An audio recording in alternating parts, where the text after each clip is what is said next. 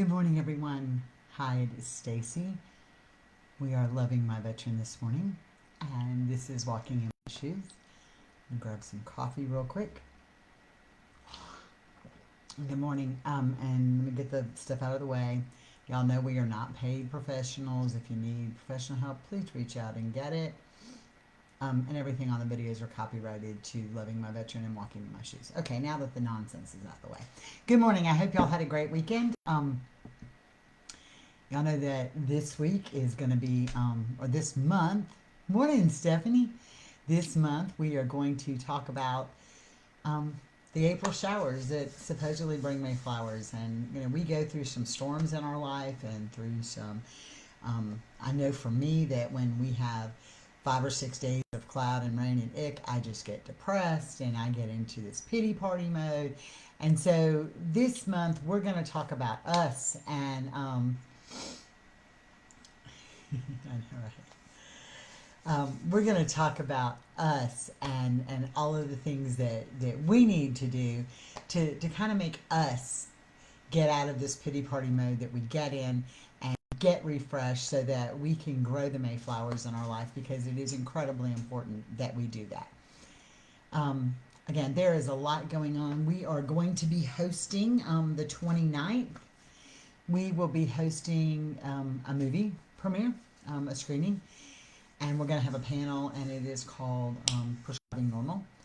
It is truly about the drugs that are given, side effects, and that we tend to do normal. It is probably one of the best films I have seen in a very long time, but details on that will be coming out the end of this week. To please promote that, it is going to be fabulous. Probably, again, one of the best things I can see. Nikki, good morning from Texas. Miss Howdy there with her pink flamingo that finally came. All right, so let's talk about storms. I grew up on the East Coast most of my entire life. I'm back on the East Coast now. And the storm that we always prepared for were hurricanes. I mean, we just knew. We knew from May to November. We kind of watched the tropics every day and just kind of knew, because this stupid little hurricane can pop up out of nowhere, right, and be sitting right up in your face. And as the storm got closer, they would always tell us, you need to go get your emergency supplies. Well, I don't know what's on everybody's list about emergency supplies on the East Coast when a hurricane is coming, but y'all, they want to buy bread, they want to buy milk, and perishables. Okay, your lights are going to go out, but we want to buy bread. Good morning, Jennifer. We always have them on the replay. They want to buy bread, milk, and perishables. Okay, but your lights are going to go out, and they buy lots of bread. I don't know why anybody thinks they need to eat 5 loaves of bread when a hurricane might be coming, but they do. But as a general rule, we were right. We were prepared for hurricanes. It was just something that we did. Um, and we knew. I knew what to expect when a hurricane came. I knew what to expect, that we would get storm surge and winds or whatever. And so I knew. I knew that this particular type of storm would produce this if it would make direct landfall or if it would skirt on. I'd have it, right? And so I always knew that. Well, then I moved to California. Okay, nobody prepared me for an earthquake. Nobody prepared me for that earthquake. Now, granted, when I moved to California, it was in the 1990s, and it was very shortly after the whole thing in San Francisco where the Embarcadero collapsed, and when I rode by, I could see all this stuff, and it was horrible. But nobody prepared me for one of those things. Even when a tornado comes, you kind of get warning that the atmosphere is ready for a tornado. Not an earthquake.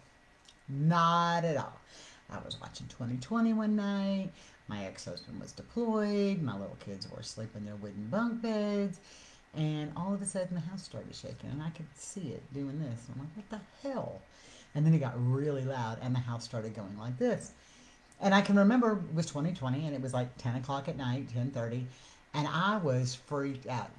They warned us when we first got there that if you have an earthquake, you need to get in the hallway or in the door frame because it's very sound there, and that's where you need to go. Look, by the time I realized it was happening, I got my butt up off of the couch or the chair I was sitting in and got halfway down the hall to get the kids. It was over and they were still asleep. I was panicked. I had some of my grandmother's dishes fall off the wall. I was freaked out. So, what do I do in typical me fashion? I pick up the phone and I call my mom, who was on the East Coast. So, it's like 2 o'clock in the morning, her time, right? And I am screaming at my mother, is this gonna happen again? And my mom was like, what the hell are you talking about? Right? I mean, she like thought a bomb had gone off because I just wasn't prepared for this thing. I had not a clue. I will tell you though, you get superhuman strength, and I could take the bunk bed. I did. I snatched my kids up, took their bunk beds apart, and put them back together, down where they were like side by side instead of on top of each other. But that moment on, for a long time, prepared me to walk on these eggshells.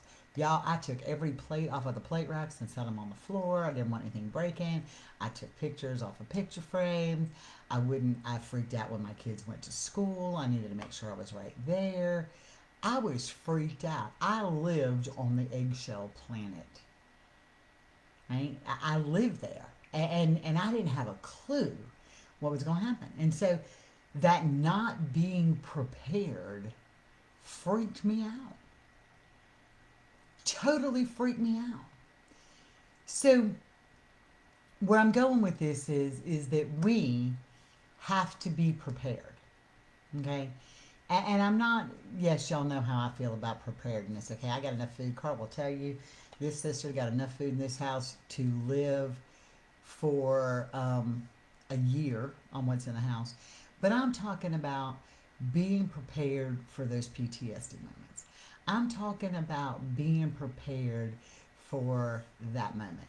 You know, when I got with Carl and we were living together, that first PTSD snap moment was the equivalent of being in the earthquake. I had no idea. I didn't know where it came from. I didn't know that my loving, amazing guy that I thought the sun and the moon rose and set on him, that he could even say these words or act this way or be this way. I didn't even have a clue. Zero in the clue thing. So, I mean, obviously, over time, we have come to learn and understand each other and gotten through this, okay? But initially, with him, I walked on eggshells. Y'all know I didn't say a word. I didn't yell. I avoided things. I didn't want him to be triggered, so I watched so many Transformer movies that I was getting triggered to drive a car because I was afraid it would turn into some robot thing. Okay? It was awful, but I didn't know. I wasn't prepared. I didn't have that level of preparedness in my arsenal. So I floundered as bad as I did before when the earthquakes came and I'm used to the hurricanes. So people ask me all the time, how do you get prepared, Stacey? How do you get prepared? How do you get prepared for this? How do you even begin to deal with this? First thing, and I encourage everybody, is the absolute first thing you can do is learn as much as you can learn about combat related or military related PTSD as humanly possible.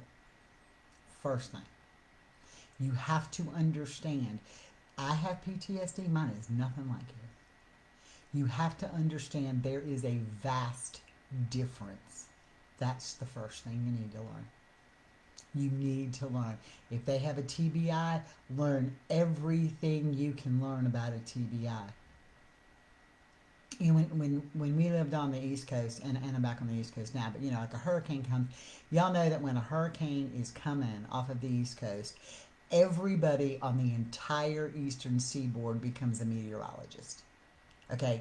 We know everything. We can tell you how to read a spaghetti model. We can tell you about atmospheric pressures. We can tell you everything.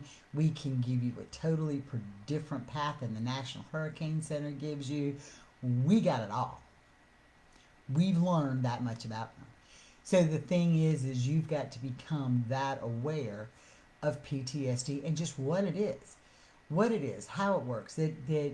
It's not a choice, okay? But it also doesn't consume your life. It's not a choice, but it shouldn't consume your life. You're never going to fix it. Okay. Yeah. Yeah, head beautiful. That's always beautiful, Stephanie. I like that.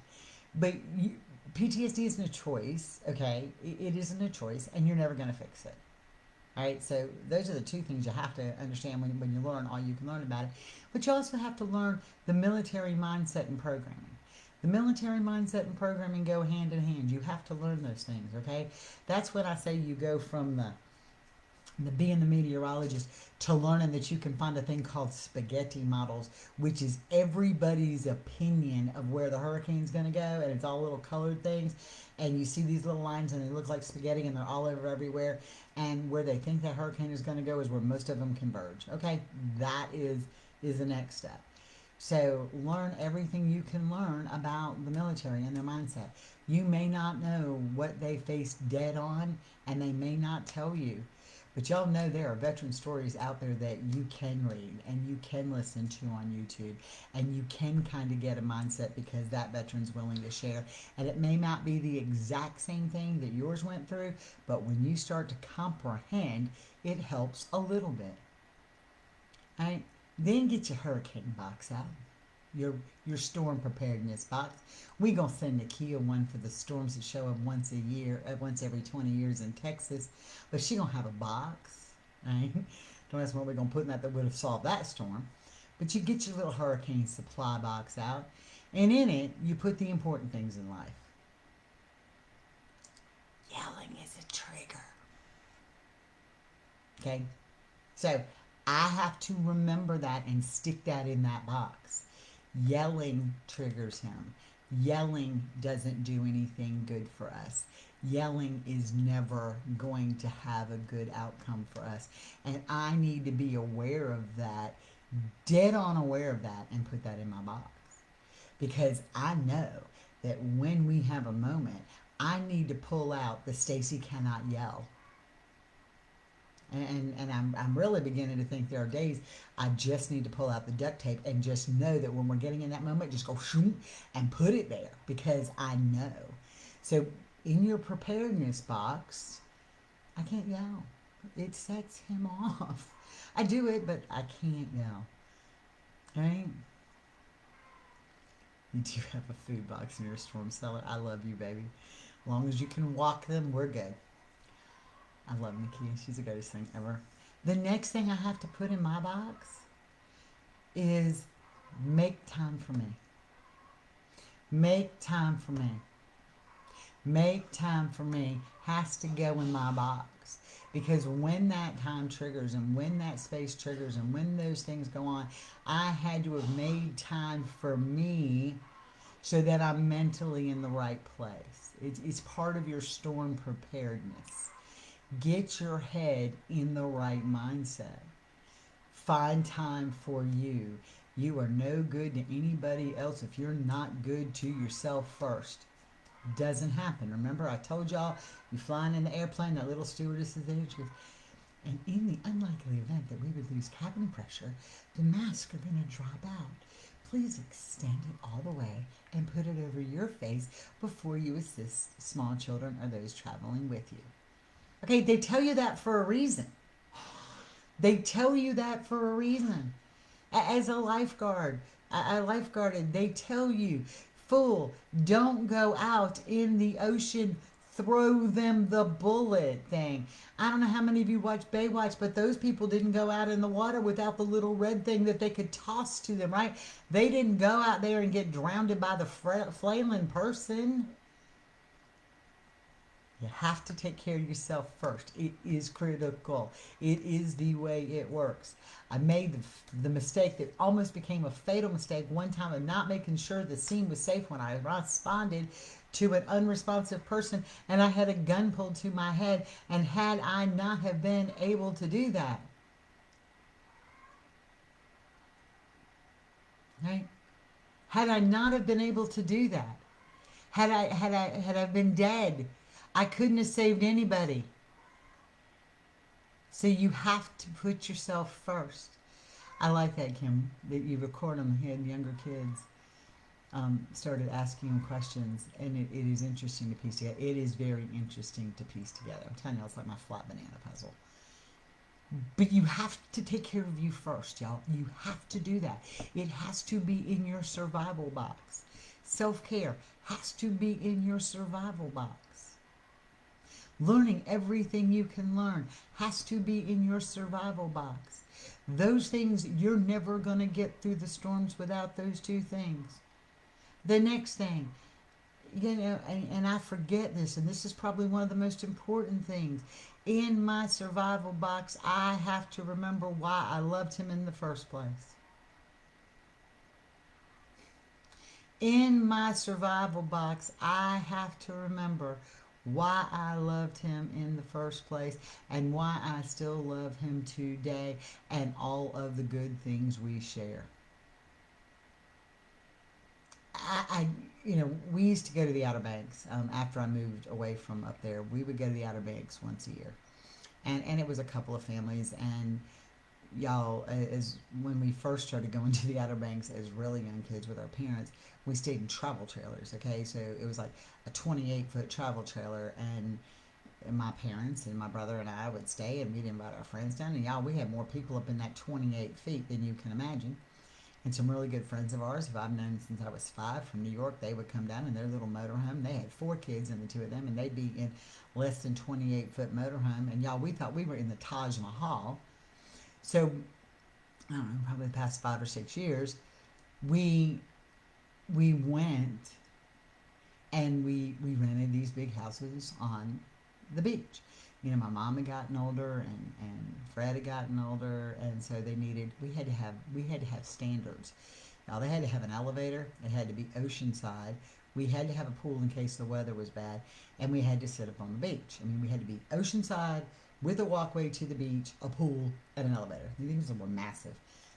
Well, for the last 2 years we went, a hurricane came, both times. And I can remember everybody wanting to sit around and watch the Weather Channel. Well, for those of you who've never been on the East Coast in a hurricane, y'all, the weather is amazing right before a hurricane comes in because the hurricane like sucks in all the bad. The waves get a little rough, hence we had the pool. But it was like 90 degrees and the sun was shining and I was going out to get my tan on and all these fools are sitting around watching the Weather Channel. And I'm like, why are we consumed with something that's not even happening at the present moment? Why are we consumed in that? So when we forget why we love them in the first place, when we forget that it is okay to love them, when we forget that we have way more good times than we have bad times, and if you don't think that's true, start your victory wall, I'm telling you. When we forget that, we become so consumed with the Weather Channel that we're not enjoying the beach. And we don't ever need to be there. Because when we get consumed with that, when we live our lives consumed by the PTSD, when we live our lives consumed by how do we fix the next problem, when's the next emergency going to arise, when's the next explosion going to arise, that we don't look at the good things that are already happening right this moment.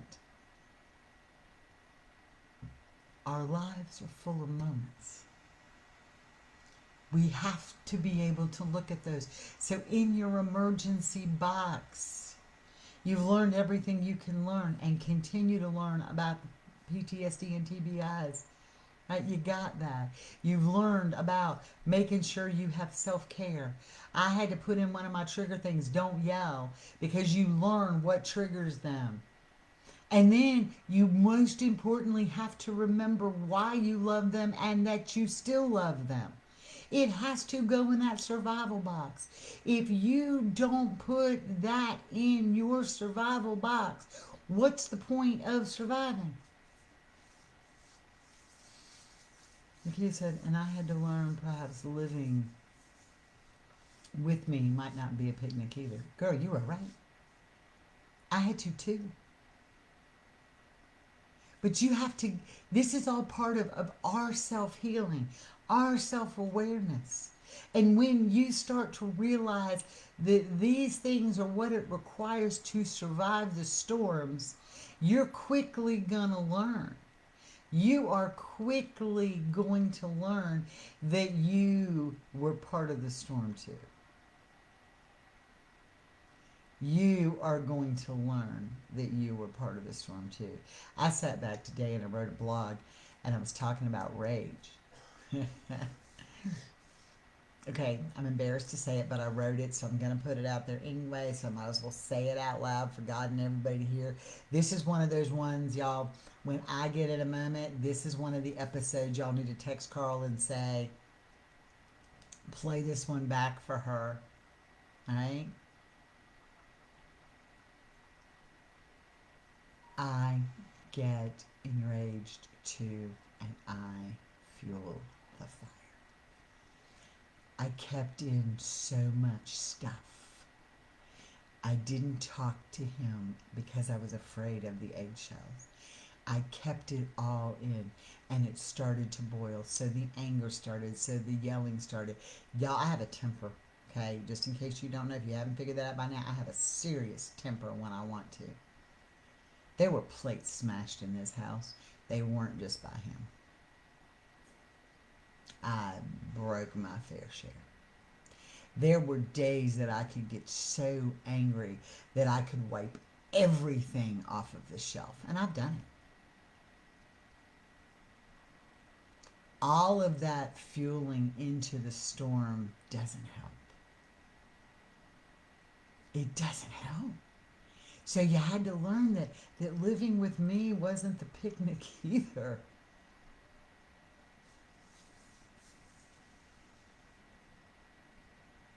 And I think that sometimes I yell because I want to be heard. And the reality is that by not yelling, I'm heard more. Yes, and then I get pissed because I have to clean. Gets me. We have one door in the older house. It's not as bad in this one, but we had one door that was the door where they're okay to hit. Him, me, didn't matter. Not like throw each other into it, but out of anger, just go right through it. Y'all, it was like a sad looking barn door swinging something. It was horrible.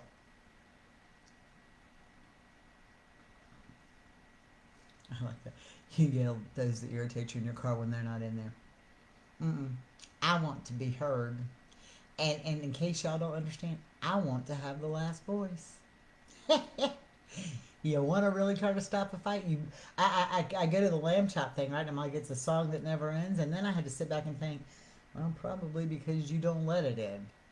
Yeah, I grew up in that 80s era where, for those of you who have never listened to 80s, 70s, 80s music, they have what they call a long outro going out of a song. And like they play the guitar riff forever and ever and ever and ever and ever and ever and ever. I obviously grew up in that because I want to have that last word.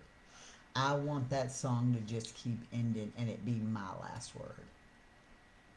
Right? I love it. Stepdad said, what did this door do to someone? And I said, it's better than a fake. Girl, I'm like it. I'll admit it. I'm not perfect. But when I'm talking about, preparing ourselves for these storms, we have to know what tools we have to use to fix them. Because I'm going to tell you what, I don't care where you live on the East Coast, the storm still comes. The storm still comes. It may not be a direct hit. It may be a glancing blow. It may decide to turn itself and go somewhere else. But being prepared is like putting up the sandbags. It's like putting up the sandbags. The storm may come, but we're not flooding the house and taking that direct hit anymore. Nakia and Richard used the stop sign tool. Right? Once they agreed to use it, where they said, stop, hang on a minute, we're not getting anywhere. We'll come back to this. And they did come back to it, was critical for them. I kind of took a Nakia thing, and now when we start, you can feel it coming, even in the evening, especially we can feel it coming. I'll be like, hmm, I'm going to bed right now, and I'll go lay down. Now, I usually lay there about 10, 15 minutes, and then I get up and we come in and we finish our conversation. But I have to have that time apart. Kim, that is probably one of the best statements I've heard. Self control is as hard as self love. It is. Learning to control yourself is hard. And I think the thing when people come back and they say, Stacy, how do you and Carl have a successful relationship? You know, I've talked at length to Nakia. Nakia, how do you and Richard have a successful relationship? When you look at the people who have managed to have successful relationships with PTSD and TBIs, the thing that they've had to admit is both of them had to change. That's the key. I think when you have to look at people going in and saying, how are you making it work? How do you get through these things? And I've gone back to participating in some of the other groups, all because Nakia encouraged me and said I need to tell people they learn to love their addiction, and I do. But how do you have successful relationships? When you people ask that, I want to just give them a one answer thing, like a one line thing, and say it's because I had to admit I had faults too. I had to admit that I had to change too. Right? And that is one of the hardest things that we have to do. Nobody wants to admit they're wrong. Nobody wants to admit that they have to change. Taking ownership is hard. You know, we want them to take ownership of their PTSD, which it is theirs, and they have it. We help deal with it. We can help navigate them through it. We can be there to support them and cheerlead for them and whatever, but it's not ours. It's not a baggage that we have. But people who have successful relationships, both of you have to change. Nothing will change until both parties need, yeah. And again, most support site encourage the wife's behavior. Oh, well, he did this, he did that. Nobody calls them out and says, well, what the hell did you do? No, nobody calls them out and says, what the hell did you do, or what the hell did you not do? What got you in this place? How did you respond to him when he got this way? Because the answer is, I made him go get therapy. I made him go get medicine. I made him do this, and he's not changing. And I'm doing the same thing I've always done. Well, hello. Definition of insanity. Doing the same thing over and over and over and over and over again. Over and over and over and over and over again with expecting different results is addition of insanity. Very proud, Stephanie. Very proud. We get wins. And look, I'm not lying to any of y'all. There are days today, there are moments that go on in my relationship with Carl at this stage in our life that I still say, what in the hell am I doing here? What in the hell am I doing here? And I'm sure most of you say that. I did do it with a little more grace than normal.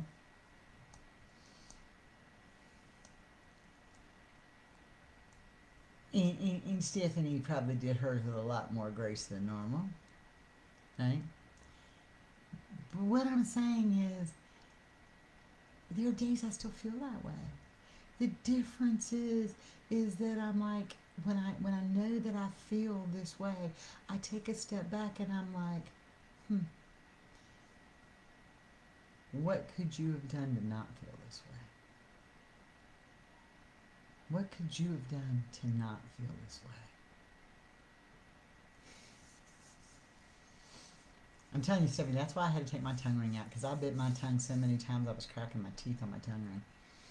I'm not lying. That's the truth. Be prepared for that storm. Get your storm preparedness box.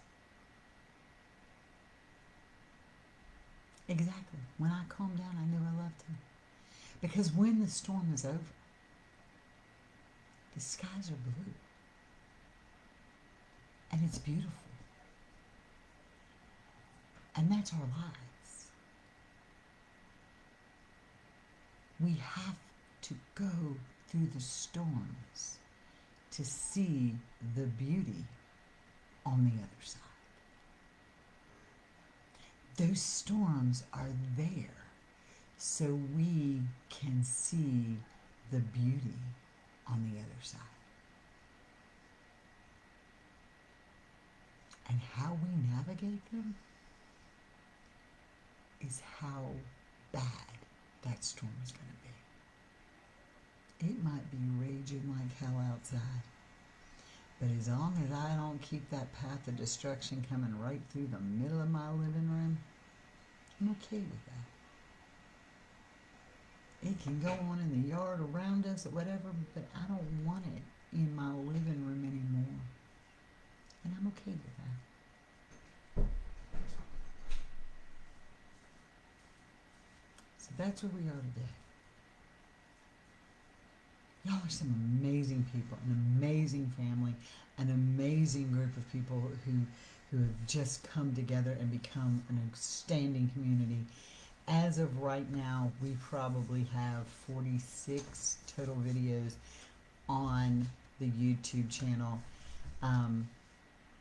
Sarah Kim, I love you more than you will ever know, is downloading all of the videos and getting the rest of them uploaded to YouTube. So in the next little bit, we'll have everything up there on YouTube. So they are there for us to read. I'm working on the website today. We're going to kind of revamp that just a little bit and make it more informative, where if you need deeper information into what we're doing on Walking in My Shoes, you'll be able to find it there. So subscribe to those newsletters. There'll be one coming out tomorrow. But we are getting it together slowly but surely. Positive things are coming out. Like I said, the information for the movie screening that we're going to do, and a panel. So it will be phenomenal. Not only will you get to see the movie, but you're going to talk to the panel of people about the movie.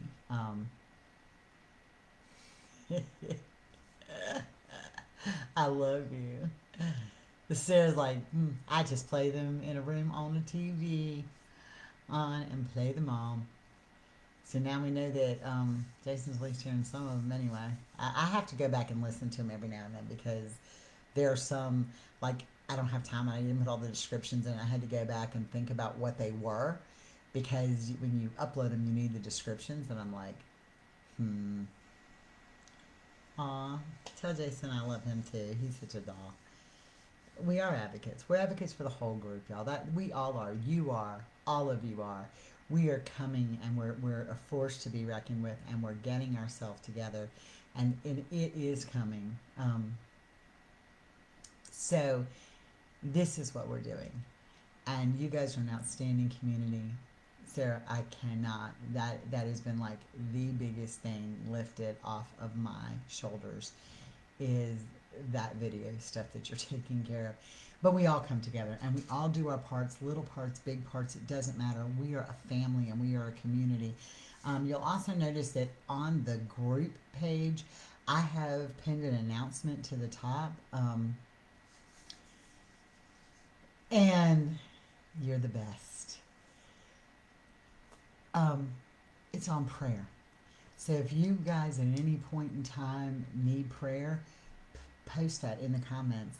And then our prayer warriors in this community can scroll through there and see who needs prayer and can uplift them in prayer. But it keeps that at the top of the page, and so it's not drowning out all the rest of our messages.